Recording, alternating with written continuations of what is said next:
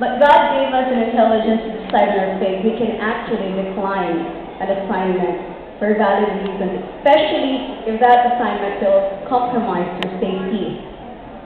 Hindi ako doon sa yung pagpapupuntahin ka sa Gera, kung sugod ka lang ng sugod.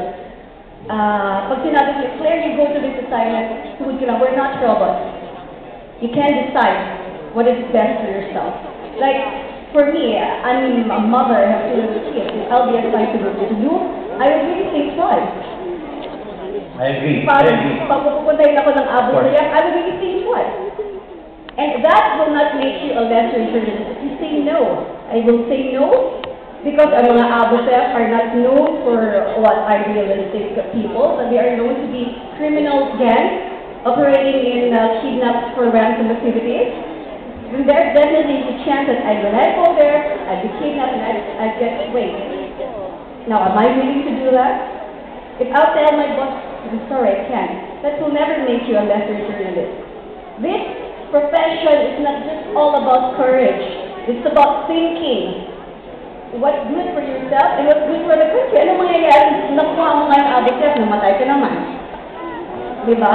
So I want you to understand na, well, you know, what we want to feel good about being so courageous, being so brave, at the end of the day, it's about your life and what good that you can offer to this country.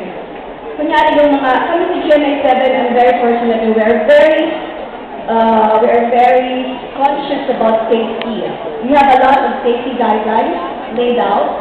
Kahit ngayong pagpunta sa mga baha, may mga safety guidelines yan. Kasi may mga baha naman na pwede mong kuhanan, pwede mong i-cover without really having to go through the flood. Kailangan mo lang kasi gusto mo lang ipakita yung sarili mo na dumusong sa baha.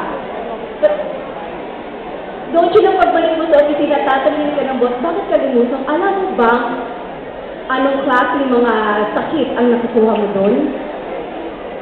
So at the end of the day, it's enough with always courageous journalists. It's about the life that you have. It's about what it takes to be a good journalist without having, without having to be killed in the field. Thank you. You're welcome. Yes. It's a very good point which Claire mentioned. And you know what? We are free to share our ideas. Kaya sinabi ko, ito ang itinaguyod ni Tita Cory, yung freedom of the press and freedom of expression.